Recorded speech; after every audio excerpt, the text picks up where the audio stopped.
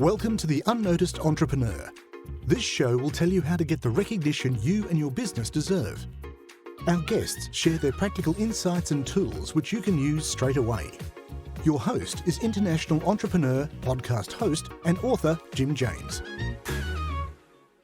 Welcome to this episode of The UnNoticed Entrepreneur with me, Jim James, and today we're in Singapore. I'm here with Paul Meyers. Paul, welcome to the show. Hi, Jim. Thanks so much. It's great to see you again after so many years. I know. Paul and I go back the best part of 27 years with one another. He's been an entrepreneur and a pioneer in Asia, especially in B2B and tech and media, but now he's really leading the industry on entrepreneur mental well-being and health. Paul, tell us, why is mental health such an issue for founders? Because I thought everyone was on a journey making money and was pretty happy. Sure. Thanks, Jim. Let me go back a little bit and set it up, okay? Yeah. That I'm a multiple times founder. I've had a couple of exits. I've had a couple of train wrecks. I've had a couple of zombies. I've kind of been around the startup industry, as it were, for about 20 years now. I've been a coach and a mentor and a VC and an investor. And during that time, I've seen both firsthand and anecdotally that being a founder is very difficult. It's not as glorious as it's always painted to be. And in fact, it's quite difficult and emotionally it's trying. And a lot of founders struggle with it because, one, the media portrays it as you have to be successful, you have to be big. And we see Elon and we see Zuckerberg and we see all the big names being successful, but they're like literally 1 in 100,000, 1 in a million, where everybody else is much harder. So that's number one. And number two is you work very hard for 7 to 10 years and it's all uncertain and all changing and there's no real internal guideposts. And then the third part is nobody talks about it, right? It connotes, or we believe it connotes weakness and failure. Yeah. If you say, help, I need help. And, you and I have founded businesses together in the same city in Singapore over the years, and I've watched you and have been amazed by your resilience as well, Paul.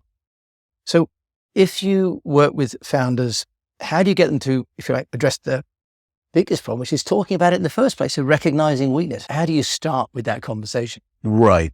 Another good question. So interestingly, here in Singapore, where my practice is called Asia Founder Coaching, and I coach founders in Asia, but as I talk to people and I get incoming inquiries and actual coaching numbers, I'd say 7 out of 10, 8 out of 10 are women, are female founders, which is really interesting considering that net 15% of all startups have a one woman founder and 2%, 3% of venture money last year went to female founded companies globally. So if you look at the number of female founders I'm talking to as a percentage, it's quite remarkable. So it's very difficult for men still here to talk about that. Okay. Here being Asia, Southeast Asia, it's a little easier. So how does it work? Do people sort of wait until it's too late, or how do you help them to start to think about it before it's too late? Because getting into a business, often you've got enthusiasm, you've often got partners, founders and support. And it's kind of like a marathon, really, isn't it? After the kind of the 10 to 12K, it starts to really feel hard. How do you get them to start to come forward and think about it? I think part of it here in Southeast Asia right now is just normalizing the conversation. It's okay to be talking about it. I think there are a lot of cultural reasons why people don't still talk about it. I mean, failure is still not very well accepted in Southeast Asia, in Singapore. In spite of Singapore's great effort to make a great startup scene and a lot of money and a lot of structural support, failure is still not talked about. So this connotes that. So normalizing the, hey, I feel bad. Hey, this is scary. Hey, I'm depressed or worse, right? Being able to say that that's all right and being able to talk to other people about it, just normalizing that process is step one. What I do specifically is I have a monthly mastermind group called Founder Circle that I do, and it's free. And I take 10 to 12 founders, closed door, 3 hours, once a month on a Saturday. And we just talk about all those things. Founder to founder, open up, talk about what's scary, what's difficult. Sometimes there's tears, sometimes there's not tears, sometimes there's laughter, but everybody comes away really charged and changed by doing this. And I think that's one step, and that's something that I can do just to help normalize it. Some of those people turn into clients, some of those people don't turn into clients, but I think just making it okay to talk about these things is showing that it's all right. So you mentioned that it's mainly women who are coming to the coaching, but women represented in actual VCs and so on is less than 2%. So there's this disparity.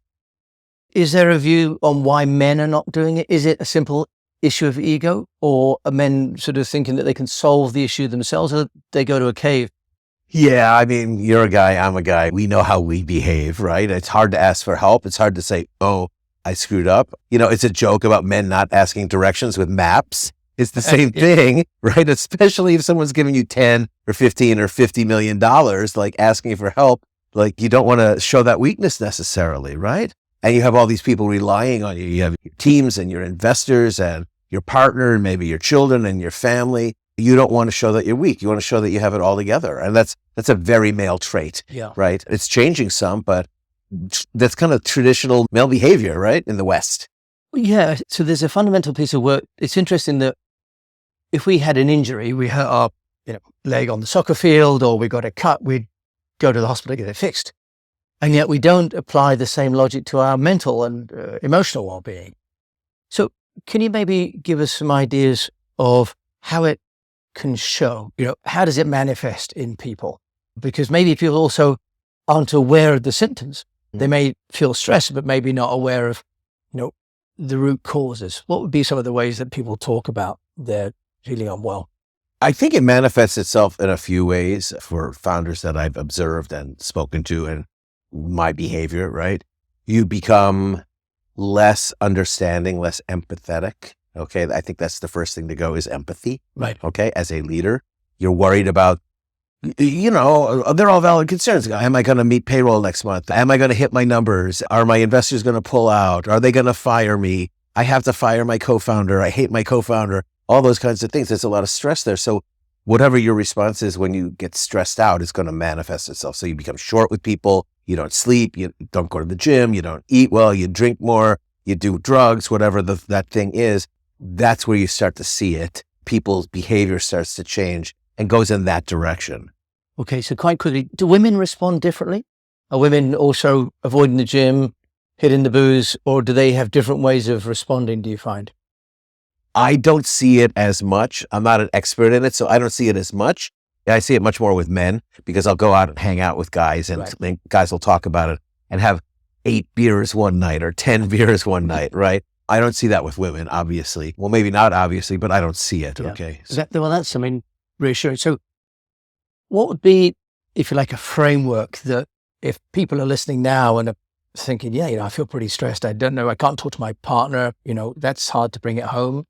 Maybe they don't have a co-founder. Maybe don't want to scare the investors.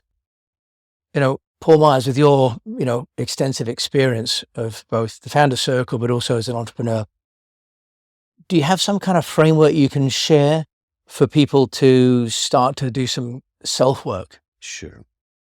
The first thing I always recommend is talk to other founders, right?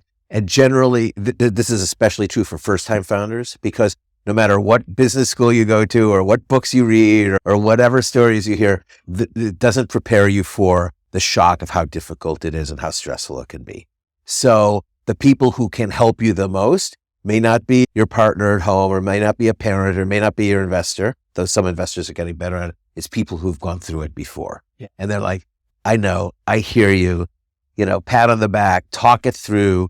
And almost all founders who have been through it are happy to talk to first-time founders who are going through it, because they know it's like you're part of this band. You're trying to do something great. You're trying to change the world, right? But it's difficult. So let me hold your hand. Let me help you out. And that's the first, and sometimes that's enough. Just to know that there are others like you who've feeling the same thing that you're feeling. You're not weird or alone or, out on planet X, it's okay. It's cool. Yeah. And I think so we've got people starting to talk about it. They might get involved in a group like Founder Circle. Are there some other things that you can recommend once they've spoken, but, they've then got to get on with work and they can't be doing that all the time? Are there some other tools or sort of approaches or mindsets that you can help people with? Sure. I think taking care of yourself is another big one, right? So I have a talk that I give of 5 things. Great. Yeah, show that. That'd be great. Yeah. And the 5 things, really, very basically, I go into them in more depth. The first one is talking to other founders. Okay. The second one is touching someone, because what happens is we isolate. And when you start to work by yourself, you know this, you're nodding. I mean, we all start to isolate, and there's a physical reaction and there's a hormonal reaction to not being touched. Okay. And the opposite of that is when you are touched, there's another hormonal response, which makes you feel good and reduces stress. And it's very helpful, which is why sometimes it's really interesting. I always thought that like cat cafes were the provenance of like teenage girls, going to pet a cat. But actually, if you go to Japan and you go to China, what you see are people going to cat cafes and pet places because it's touching, right? It's releasing these hormones that actually make you feel better. Get a massage, give a massage, you get the same amount of the hormones, when you get or give a massage. Any of that kind of stuff. Don't be weird, but just like remember, you're a human being and your body and your whole system really needs that. So that's another one.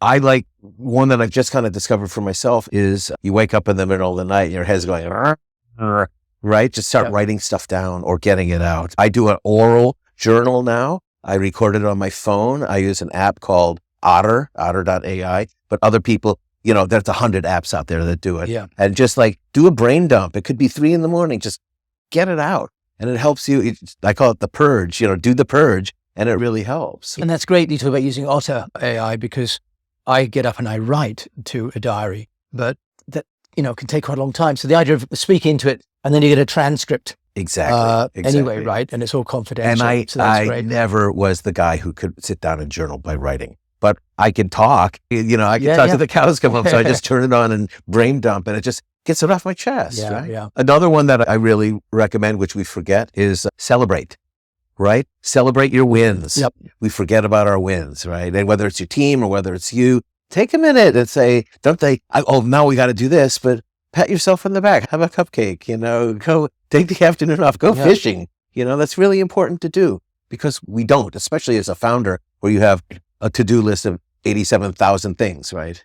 Yeah, I think in the celebration of small things, it's amazing as well as we know that recognition is one of the most important elements of job satisfaction. Exactly. And it's not money actually, as you know, once people got to a certain level. So if you've got a team around you, giving recognition to them can be as important or more important than giving them a bonus. But you say we forget about doing that because you have so many things, right? Yeah, or the team because you have so many other things to do. Oh yeah, I just closed this $100,000 sale, but our target's 1.5 million. How are we going to do it, right? So you don't even think about. Wait a minute, that was cool. Good job. Shake hands, give a hug, buy a cupcake, eat pizza, go to the movies, whatever. Take a moment and celebrate. It makes a huge difference. And then the last of the 5 things is I discovered this. I sold my company and I got divorced at kind of the same time. And so I was I had no idea who I was, right? I kind of lost those 2 identities, right? And it was difficult for me. And I was raising young children and I'm trying to figure it out. And what really helped me was volunteering to help somebody else. Okay. And in this case, it was helping kids with physical issues, to learn to swim. Okay. Oh, right. And just teach them how to swim. And that then expanded into teaching people to read. I think, didn't you used to teach people how to read? Didn't you used to volunteer? Yeah, I did. And in Singapore, I worked with a group called Cybercare and we got reconditioned computers and put them into children's homes. Yes. And then I showed the kids how to get onto the internet and it was reframed the work that I did in the daytime and said, well, here are these orphans, who were delighted to have one computer between 25 of them. And more importantly, someone to go in and share with them how to use it and have the time. Precisely. Was really, they mattered was really the point. Yes. And what I think that does for you as a founder, you as a human who's dedicating their time to volunteering to help someone out is not think about yourself. You're thinking about someone else, right? I make a joke about it. We made a joke about it. I was a Boy Scout as a kid. And, the Boy Scout motto is do a good turn daily. Yes. And it was always portrayed as helping a little old lady across the street. And, 15-year-old boys snicker when you hear that. It isn't the right marketing message for a 15-year-old boy. But the reality is it's kind of true. And if you can do that and you can help people out and just stop thinking about yourself for a little while, it puts everything in perspective and it balances the world. So I look at that as being important as well. Yeah, and I think that's really good. I've been getting up and doing in the morning a meditation around be grateful and do good and be healthy, right? So let's just talk about health. Mm-hmm. Any advice you can give people around health and looking after themselves? Because one of the things we all do, and I've been guilty of that as well, is reach for I have never done drugs, but alcohol, coffee, cigarettes. Mhm. You and I used to go for a smoke. Now I think we've both quit that, right? So, any guidance for people on kind of looking after their health and the impact that has on mental well-being? Well, I think that most of us at this age have addressed most of those bad habits. We've exhausted ourselves. Yeah. Drugs and alcohol are still a problem for people our age and our ilk. Not so much here in Singapore, but, we do see it. I call it the Holy Trinity, right? I cook, right? I'd like to cook. Yes, you've always been a good Right. cook and do great barbecues. In New Orleans, the Holy Trinity of New Orleans and Cajun cooking is celery and onions and capsicum. Okay. That's the Holy Trinity. right. Yeah. So almost every meal of Cajun food has that in it. Hmm. So the Holy Trinity of like basic health is eat, sleep, and exercise, right? And that's the stuff your parents taught you and you learned in school and we learned as kids. And we all had to relearn them 100 times, right? And the hard ways, I smoked. It took me 15 years to quit smoking. And it wasn't good for me. And now I exercise every day and I meditate as well. And I do yoga a couple of days a week. And I do those kinds of things because I need to, right? Yeah. But when you're in your late 20s, early 30s, you don't think you need to as much. But now amongst ourselves, we know that. Yeah. And I think, do you want to just touch on sort of briefly what happens if people don't look after themselves? Because, we talk about, it's important, but for younger people who are still feeling kind of indestructible, as indeed we did, and then we've all had our moments where we realize we are made of flesh and bone. Just a salutary tale, just, for anyone thinking, yeah, but that doesn't apply to me, not necessarily an individual name, but, what goes wrong if you don't look after your mental well-being? Sure. I think there's all sorts of cautionary tales out there. You stay up too late, you drink too much, you do too many drugs. There was a time in California where cocaine was a big thing. And, I had friends who died because they just I was in the film business then and making commercials and working on features. And, people would stay up late and work hard and party hard. And you just do too many drugs and either their heart would stop or they'd make ill-advised decisions and drive when they shouldn't or get on a ladder when they shouldn't. And, boom, that's it. That's how it happens, right? So taking care of yourself, that doesn't only happen if you do too much cocaine. It happens if you don't sleep. It happens if you don't take care of yourself in other ways, right? That you forget and you think you can continue at that level, but it doesn't work. No, it doesn't, I guess. And also because most of us are serial entrepreneurs and you need to be well enough to do the second one. If you exit the first one well, that's great. But if you don't exit the first one well, you need to be resilient physically to come back. Paul Meyers, you're in Singapore today, but if you want to find out, more about you, where can they do that? So a couple different ways. My coaching practice is called Asia Founder Coaching, and that's the URL as well. I'm on LinkedIn a lot under Asia Founder Coaching as well as Paul Meyers. And I have 2 Twitter accounts as well. One is Asia Founder Coaching, and the other one for me is Vision Thing, my personal one. So any of those, any and all. You've got a cool hashtag. I have a cool hashtag, which I'm very proud of. It's Better Call Paul. It has a really nice ring to it. Kind of familiar to it. It sounds familiar, Better Call Paul. Well, that's it in your head, right? Well, that's why I want to do that when I'm back this week. Paul Meyers, thanks for joining me on this episode of the UnNoticed Entrepreneur Show about wellness, because we haven't talked about that much, but actually it's a fundamentally important issue for all of us to address. Thank you. Thank you, Jim. Happy to be here. Happy to share. Yeah, look, it's great. And it's wonderful for me to be here with Paul. We've known each other for over 25 years and he's an inspiration. And I really do take his advice seriously. And I suggest, if you're worried about your mental health, reach out to somebody and reach out to Paul and get some guidance, because we need to look after ourselves in order to look after our businesses. And until we meet again, I hope you've enjoyed this show. Do please share it with a fellow entrepreneur that you think might find it useful. Rate it and review it. And remember, the UnNoticed Entrepreneur book is now available on Amazon and all other players as well, with conversations like this one with Paul, all written down for you to have a masterclass of 50 appointments with experts that will help you build your business. Till we meet again, I'm Jim James. Thanks for listening to me in Singapore this week. Until we meet again, keep on communicating.